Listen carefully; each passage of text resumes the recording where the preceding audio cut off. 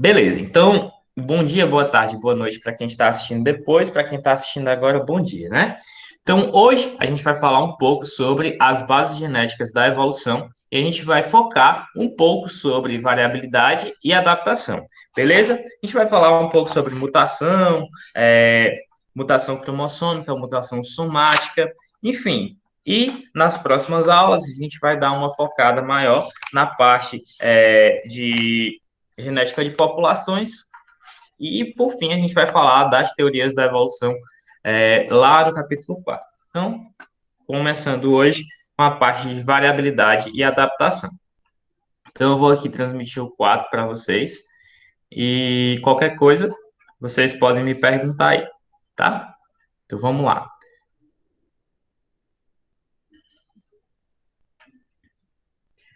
Beleza. Então, a gente vai falar sobre as bases genéticas da evolução. Por quê? Essa parte das bases genéticas, ela é um pouco mais recente, né?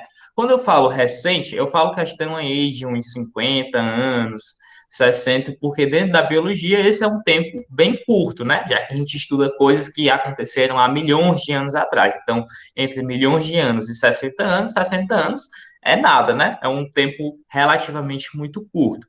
Então, sobre as bases genéticas, o que a gente tem que saber é quando Darwin propôs a teoria da evolução, Darwin não sabia nada de genética. Por quê? Porque o trabalho de Mendel ainda não havia sido popularizado. Então, embora o Darwin e o Mendel tenham sido mais ou menos contemporâneos, né, ele não teve acesso aos trabalhos do Mendel para explicar o seu trabalho, né? O Darwin não teve como pegar o trabalho do Mendel e explicar, olha, acontece isso por causa disso, por causa daquilo. Enfim, não teve esse acesso. Então, em parte, boa parte do que criticavam o Darwin foi explicado pela genética dentro da evolução, tá? Então, as bases genéticas da evolução, elas são muito importantes para explicar como o processo evolutivo, ele acontece ao longo das gerações. Então, a gente vai falar sobre, basicamente, duas coisinhas aqui. A primeira coisa é a variabilidade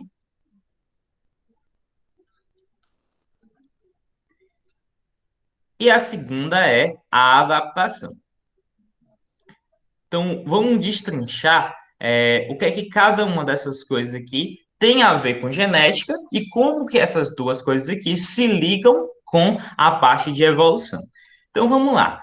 Primeiro, o que é variabilidade? Variabilidade é tornar uma coisa diferente, né? Tornar variado. Então, a gente vai pegar aqui a variabilidade, a gente vai colocar aqui uma coisa, a gente vai colocar. O que está travando esse tanto? Não sei por quê. Mas a variabilidade nada mais é do que organismos que têm diferenças entre si, né? A gente pode, por exemplo, pegar nós, seres humanos, como exemplo. Se a gente pegar aqui nessa sala, a gente tem sete pessoas, né? Seis pessoas. E todos nós somos seres humanos, todos nós somos da mesma espécie, mas todos temos características diferentes, ou seja, nossas características são variadas, tá? Então, a variabilidade é quando eu tenho uma espécie, tá? Com muitas características.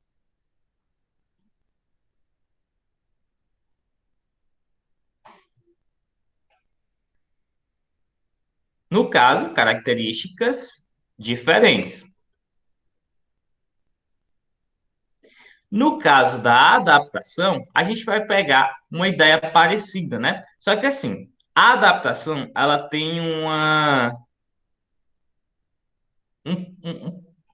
uma pequena diferença, sim. Porque na adaptação a gente tem que pensar mais a longo prazo, tá? Então, a adaptação, ela surge, né? Quando uma característica, ela é favorável ao ambiente, tá? Então, quando uma característica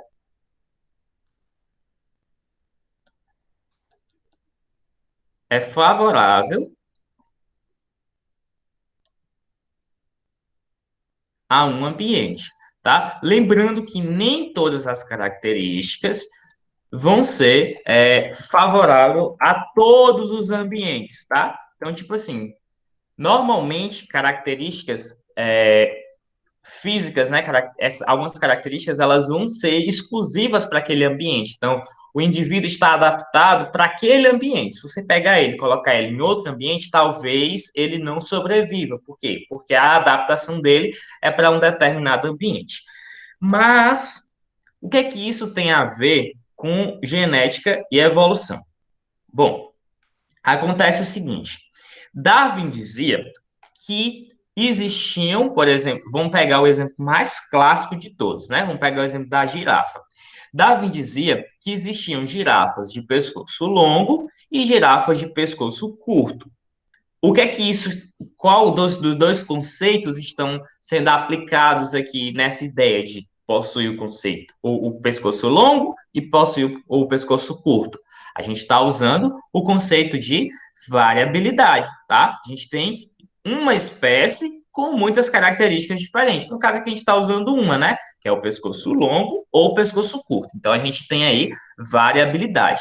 Darwin sabia explicar como que surge essa variabilidade? Não, Darwin não sabia, porque ele não tinha ideia de genética. Mas ele sabia que existiam girafas de pescoço curto e girafas de pescoço longo. Essa era a ideia dele, né? E a adaptação vem onde? Aí Darwin colocava uma situação, né? Ele colocava uma alteração ambiental. Qual era a alteração ambiental? Ele retirava os alimentos que estavam no porte mais baixo, né? Ele matava todas as plantas baixas. Então, as girafas que possuíam o pescoço longo tinham mais chances de se alimentar e mais chances de se reproduzir. Aquelas girafas de pescoço curto, elas não se alimentavam. Logo, elas não tinham energia suficiente para se reproduzir e elas acabaram se extinguindo, né? Como essa característica do pescoço longo foi persistindo ao longo de diversas gerações, né? Quando uma população teve uma quantidade suficiente de organismos com o pescoço longo e as do pescoço curto foram diminuindo ao longo das gerações, aí a gente diz que o pescoço longo foi uma adaptação que está favorável ao ambiente, que só possuía árvores com a copa alta, né? Então, ó, variabilidade, a girafa tinha pescoço curto e pescoço longo. Adaptação, numa situação de escassez de alimento, as girafas que tinham o pescoço longo conseguiam se alimentar das árvores mais altas e também das árvores mais baixas, né? Já as de pescoço curto não conseguiam se alimentar das árvores mais altas, apenas das árvores mais baixas. Quando as árvores mais baixas acabavam, aí elas não iam ter energia suficiente para se reproduzir e acabavam morrendo, deixando seus genes parados.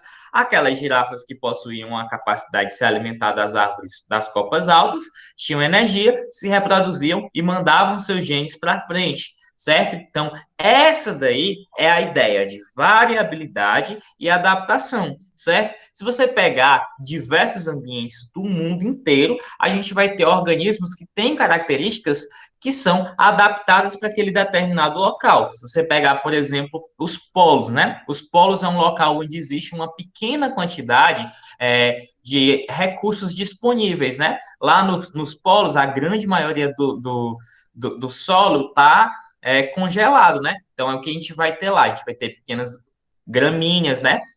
A gente vai ter um recurso vegetal limitado. Os vegetais, eles são os produtores da cadeia trófica, como a gente viu lá no começo do ano. Então, se eu tenho pouca energia, eu sustento uma cadeia trófica muito pequena. Então, a quantidade de vegetais pode ser uma explicação por que os polos têm poucos animais, né? Porque sem energia, ele não consegue sustentar a cadeia trófica. Aí, se você for mais a fundo, né? A gente vai ver que os ursos polares, por exemplo, eles têm a pelagem toda branca. Por quê? Porque eles se misturam no meio da neve e aí eles vão ter maiores chances de predar outros animais.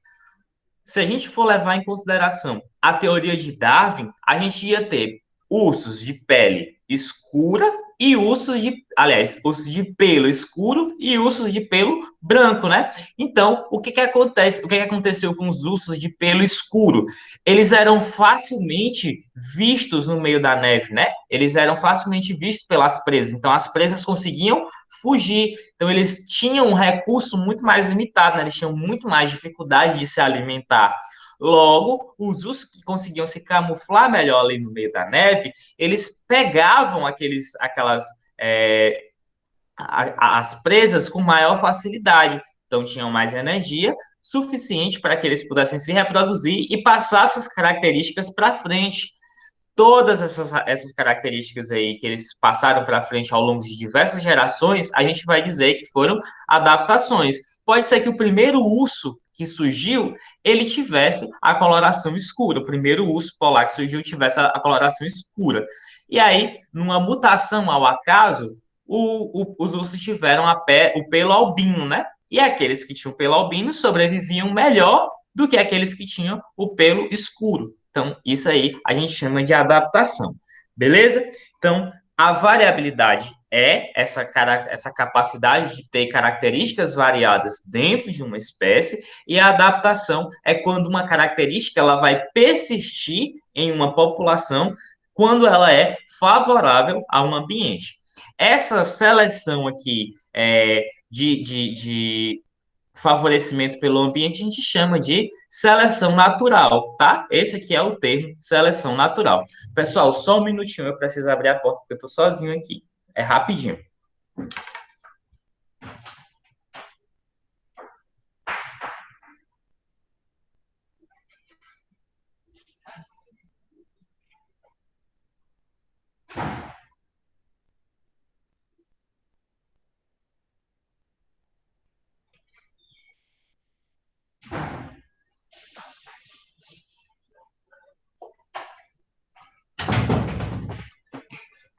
Pronto, voltei. Pessoal, todo mundo está entendendo essa ideia de é, seleção natural, aliás, essa ideia de variabilidade e adaptação? Beleza. Então vamos lá. Então vamos prosseguir aqui.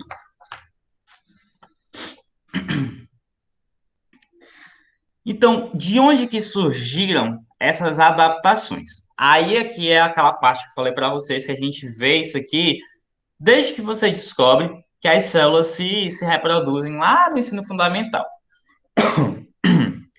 Então, quando a gente falava de reprodução, a gente falava de dois tipos, né? A gente falava de reprodução sexuada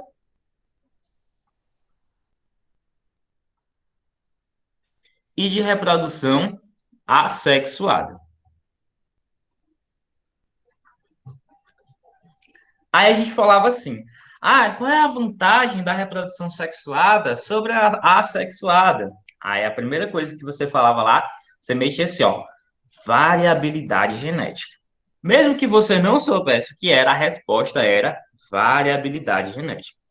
Só que aí a gente viu, né? Quando vocês chegaram lá no primeiro ano do ensino médio, a gente viu que o código genético ele pode sofrer algumas mudanças, né?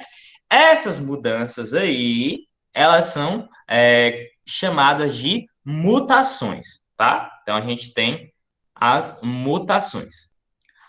Dentro dos organismos que fazem reprodução assexuada, as mutações, elas são extremamente importantes para quê? Para a variabilidade genética. Então, assim, a reprodução sexuada, obviamente, vai produzir variabilidade genética. A reprodução assexuada não vai produzir variabilidade genética, mas, contudo, entretanto, organismos que se reproduzem de forma assexuada podem sofrer mutações. Então, a gente tem aqui dois tipos já temos, né? Dois tipos de maneiras de conseguir variabilidade genética. Uma é por mutação e a outra é por reprodução sexuada. Aí eu pergunto a vocês que já estudaram a primeira, a segunda lei de Mendel, a gente estudou algumas exceções a essas duas leis aí. como que a reprodução sexuada consegue gerar variabilidade genética? Como que ela consegue fazer isso aí? Alguém lembra?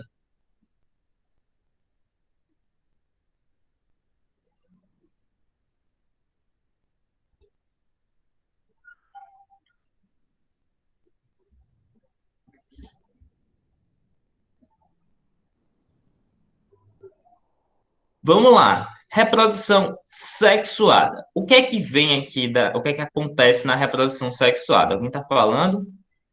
Complicou? Que é isso? Complicou nada. Olha aqui. Na reprodução sexuada, a gente vai ter o quê? Obrigatoriamente, envolvimento de gametas, tá? Então, a gente vai ter envolvimento de gametas, obrigatoriamente. Pessoal, primeira lei de Mendel fala do quê? Fala da pureza dos gametas, né? Se eu tenho um genótipo azão-azinho ou um genótipo azão-azão, eu vou gerar gametas que tenham azão e azinho, azão e azão. Ou eu posso ter azinho e azinho, né? Então vamos supor que a gente vai cruzar, por exemplo, dois indivíduos que são azão, azinho. Azão, azinho, azão, azinho. Eu vou gerar indivíduos que são azão, azão, indivíduos que são azão, azinho, azão, azinho e azinho, azinho. Olha, pessoal, dois indivíduos iguais, certo? Geneticamente semelhantes, mas que conseguiram gerar indivíduos que são geneticamente diferentes deles, certo? No caso aqui de genótipo diferente, né? Então, o que é isso aqui, ó? Isso aqui é variabilidade genética, tá? Então, como que a gente consegue na reprodução sexuada fazer essa variabilidade? Através da segregação dos fatores, né? Ou segregação dos alelos, né? A gente chama segregação de fatores. Toda vez que você ouvir o termo fator dentro da biologia, é porque a gente não sabe exatamente o que ele é, né? A gente chama de fator, esse que é um fator. Como o Mendel, na época, não sabia como nomear essas coisas, né? Ele chamava de fator. Hoje em dia, a gente já chama de alelos, tá? Os alelos são uma forma alternativa de um gene, beleza? Então, a segregação independente aqui desses fatores, né? Ela vai gerar indivíduos que são diferentes. Outro exemplo aqui de segregação independente, né? Tem um indivíduo aqui que é azão, azinho, bezão, bezinho. Se eu intercruzar esse indivíduo ou cruzar esse indivíduo, como a gente vai fazer uma reprodução sexuada, né? Então, o ideal é que sejam dois indivíduos. Então, a gente vai cruzar esse indivíduo aqui com outro indivíduo, azão, azinho, bezão, bezinho, a gente vai gerar aqui uma prole que tem genótipos diferentes aqui, né? Fenótipos de 9 para 3, para 3, para 1, certo? A gente vai gerar indivíduos que têm 16 genótipos aqui, tá bom? A gente vai gerar indivíduos com 16 genótipos, tá? Então, olha aqui, dois indivíduos vão gerar uma variabilidade aqui de 16 genótipos. Claro que não vai ser 16, 16, né? Porque alguns vão ser iguais aos pais e alguns vão sair repetidos. Mas, assim, conseguem perceber como dois indivíduos que têm características iguais podem gerar indivíduos com características diferentes? Percebem como isso é fácil de ver? Ó, vamos supor que isso aqui seja indivíduos que têm das ervilhas lá, né? Coloração amarela e a textura lisa. Então, ó, a gente vai gerar indivíduos que são amarelos e lisos, vai gerar indivíduos que são amarelos e rugosos, a gente vai gerar indivíduos que são verdes e lisos e indivíduos que são verdes e rugosos. Olha aqui, ó, a gente tem 4 fenótipos diferentes, sendo que a gente tinha único genótipo. O que é isso? Variabilidade genética. Então, uma das formas de conseguir essa variabilidade, conseguir essa variação genética, é a reprodução sexuada. Através de quê? Através da segregação independente dos fatores, né? Ou dos alelos. Os alelos vão segregar de forma independente. Novamente, eu posso gerar indivíduos que são azão, pesão, azão, bezinho, azinho, bezão, azinho, bezinho, certo? Então, isso aqui é segregação independente dos fatores, tá? Outra forma da gente conseguir variabilidade genética é no linkage, né? Aquela coisinha lá que a gente viu não tá com muito tempo. Quando os genes estão ligados, né? Quando ele está ligado assim, ó, azão, bezão, azinho, bezinho, isso aqui é um indivíduo heterozigoto igual esse, né? Acontece que os genes A e B, os dominantes, né, estão ligados de forma que não dá para separar, né? Apenas quando ocorre o crossing over, né? Se não ocorrer crossing over, a gente vai gerar dois tipos de gameta, azão, bezão e azinho, bezinho. Se houver o crossing over, aí a gente vai ter a formação de azinho, bezão e azão, bezinho, tá bom? Então a gente vai ter aqui essa diferença se houver o crossing over. Então, se não houver crossing over, a gente vai gerar dois tipos de gameta. Se houver crossing over, a gente vai gerar quatro. Opa, se eu estou gerando mais variedades, então a permuta também é uma forma de gerar variabilidade genética, beleza? Então, a gente tem aí duas formas aí de gerar variabilidade, né? Dentro da reprodução sexuada. E a gente tem as mutações, né? E aí as mutações, elas vão ser bastante interessantes, porque a gente tem alguns tipos de mutação diferentes. Então, vamos colocar aqui as mutações. Antes de falar das mutações, eu quero perguntar de vocês se vocês estão entendendo. Todo mundo está pegando a ideia?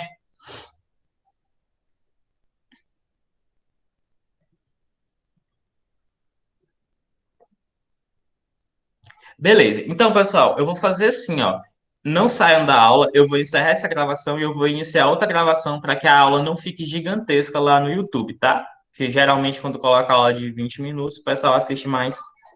E se eu botar uma de 40, eles já se assustam e não assistem mais, beleza? Então, eu vou aqui encerrar e para você que está assistindo depois, daqui a pouco tem outra aula.